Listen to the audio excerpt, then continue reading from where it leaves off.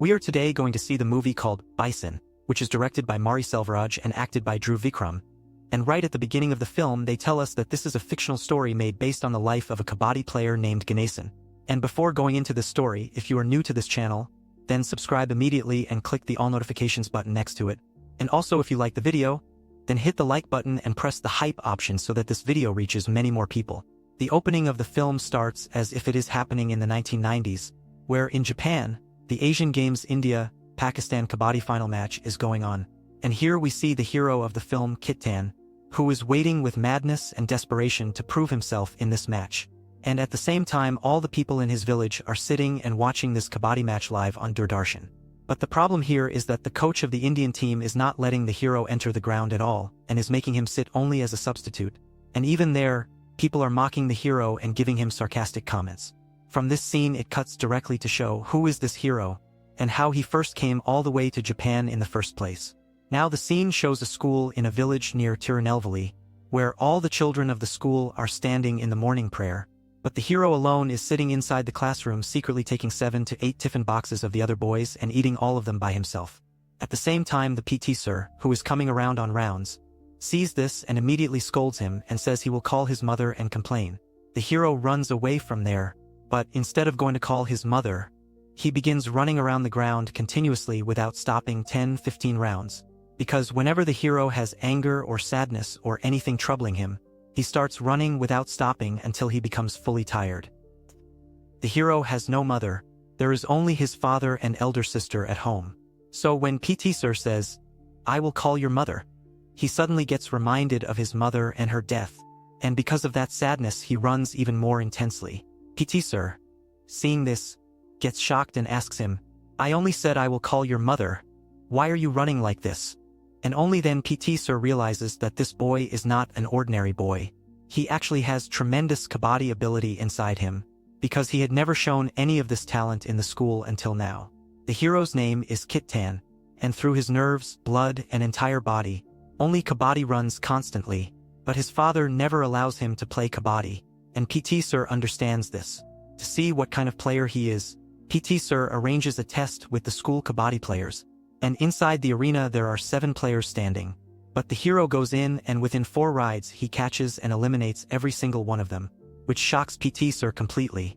Seeing his talent, PT Sir immediately adds him to the school Kabaddi team. When Sir asks him where he learned all this, he says, "Our village is extremely famous for Kabaddi, sir.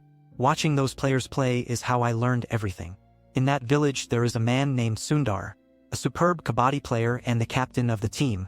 But there is a long-standing enmity between Sundar and the hero's father, so Sundar never allows the hero to join the village Kabaddi team, and because of that the hero has never played in a single village-level match." When PT Sir and the hero are talking about his Kabaddi skill and walking, they go to a hotel to get food, and as soon as they sit inside, people from PT Sir's village sitting opposite them ask Sir, "Who is this boy?" And Sir gets very irritated hearing this and scolds them angrily saying, "Do you all only eat free food or what? He is my student." And Sir blasts them heavily. At that exact moment a powerful entry happens, Pandiyarjan known as Pundi. Those men whom PT Sir scolded were from the village of Kandasamy, who is called Anachi, and between Anachi's village and Pundi's village, there is a long unresolved enmity. Anachi is a big leader in his village, and whatever his community says becomes the law there. And the first person who ever raised a voice against them was this Pundi. And whenever the people of the village faced any problem, Pundi was always the first person to stand up for them. Once, Kandasamy's younger brother had taken all the businesses on lease, and Pundi opposed him, and from that incident, enmity escalated. In that conflict, Pundi pushed down Anachi's younger brother and killed him. From that moment, the already existing enmity between the two villages intensified. Their men began killing these men, and these men began killing theirs. The entire area turned into constant chaos. And in the hotel scene itself, Pundi slashes and kills those 2 men brutally. In the same way, Kabaddi matches here also start as games, but turn into enmity and finally become riots. And this is exactly why the hero's father never allows him to play Kabaddi. But PT Sir tries to convince his father, telling him about the hero's Kabaddi skill, and asking him to let the boy play. The father is afraid something might happen to the boy, But PT Sir explains that the next generation must rise and change everything. The hero belongs to Pundi's village, and PT Sir belongs to Anachi's village. Yet PT Sir supports him this much, so the father becomes confused. And because the hero's sister also supports him, the father finally allows him to play. The hero starts practicing regularly, and PT Sir supports him strongly. One day, the hero, father and sister travel with their goats in a bus to the market, and one of the goats urinates on a man sitting nearby, and that man angrily kicks the goat, which causes an argument between the father and the man, and when the man touches the father physically, the hero becomes uncontrollably furious. Inside the bus itself he beats the man badly, and the man's friends come and attack the hero, and in the process the man cuts the goat's throat and throws it outside the bus, which enrages the hero even more. The man even tries to stab the hero, but the hero grabs the knife, stands like a possessed man ready to kill, and at that moment the father jumps in to stop him, and the hero almost attacks his own father thinking it is the enemy, but luckily the father grabs his hand and pulls the knife away. The villagers inside the bus separate everyone, and chase those men away. After this, the father becomes even more scared, and makes the hero swear that he will never go near Kabaddi again, and the hero, having no choice, takes the oath that he will never again play Kabaddi. But the heroine Rani does not like this at all, and fights with him because of it. Rani is the classmate of his sister and the neighbor girl. Both hero and Rani have liked each other since childhood, but because she is considered like a sister's friend, the hero keeps a distance. And above everything, Sundar, the Kabaddi captain, is her elder brother, and he and the hero's father are enemies, so he never lets the hero join the team. While the hero and Rani keep arguing and their small fights slowly turn into a romantic understanding, the little kids playing in the ground notice this and go and tell Sundar, and hearing this, Sundar becomes furious and goes to the hero's father and starts speaking extremely insulting and vulgar words, and while he is talking like that, both of them get into a physical fight, and the moment Sundar lays his hand on the hero's father, Kittan, who was inside, rushes out like a wild animal and beats Sundar badly and chases him away. Because of such continuous problems happening again and again, the hero becomes mentally exhausted and confused, and as usual he starts running on the road as a way to release his frustration. PT Sir sees him running and immediately stops him and makes him sit in the vehicle and asks why he isn't coming properly for practice these days and why he is now running on the road. What happened? The hero then explains about the bus fight, the violence, and the oath he gave his father that he will never go near Kabaddi again. PT Sir tells him, "Okay, let me talk to your father." But at that very time, the same men from the bus fight, along with 7 to 8 more people, surround them on the road and ask PT Sir, "Why are you roaming with this boy? He is the one who hit our men." And they come to attack the hero. PT Sir tries to stop them and tells them not to fight. But those men do not listen to PT Sir and instead begin attacking him as well. Seeing PT Sir getting beaten, the hero completely loses control and starts fighting them violently, and soon his father also comes forward and joins him in fighting them. But the opposing men are too many, so they grab the hero, hold down his arms and legs tightly and beat him. And at that moment, hearing the noise of villagers approaching from far away, those men quickly break one of the hero's arms and run away from the place. The hero sits on the ground screaming in pain. From this scene it cuts back to the present. The India-Pakistan Kabaddi match happening in Japan. The umpire gives a point to Pakistan, a huge argument erupts, and since both teams end up with equal points, the match is announced as a draw. The Indian captain asks the coach why they shouldn't demand a rematch, and the coach replies, "If there is a rematch, are you sure you will win?" Showing that even the coach doesn't fully trust his players. Now again it cuts to flashback. Anachi's men who attacked Pundi earlier had not actually killed him. Pundi is still alive and slowly recovering, and as he gets better, he starts planning how to deal with Anachi's men. Meanwhile, the hero's broken arm also slowly heals, but the hero is burning with rage and revenge inside, wanting to punish the people who attacked him. PT Sir, however, makes him sit down and advises him calmly, "If you also jump into revenge and stabbing and violence, then what is the difference between you and those men? They behave in that manner. That's why you must cross those limitations and rise above them." PT Sir also reminds him that the next tournament is coming and he should focus on that. The next match is going to be held in Anachi's village, and the hero decides to play even with his fractured hand. He ties the splint tightly and goes into the match. Despite the injury, the hero plays brilliantly, so brilliantly that the entire village gets shocked watching him, and even Anachi himself becomes impressed and starts seeing him not as an enemy's boy, but as a genuine Kabaddi player. But Anachi's right-hand man, a jealous troublemaker, keeps whispering that the hero is not one of their own, and should not be trusted, but Anachi ignores him. One day after a match, all the boys are sitting and eating together, and Anachi also sits and eats with them. Suddenly a bomb is thrown from outside, everyone panics and runs, and Anachi rushes inside his house. At that very moment, 2 of Pundi's men slip inside the house, and slash and kill 2 people inside. Anachi comes out with a gun and starts shooting, and the men escape. Now because the attacker is from Pundi's side, everyone turns and looks at the hero suspiciously, since he belongs to Pundi's village. Even Anachi stares at him with doubt for a moment, but then sees the fear and helplessness on the hero's face, and understands that he is innocent. Anachi tells him, "You leave from here now, until I call you again. Do not come to this side." Hearing this, the hero's heart breaks.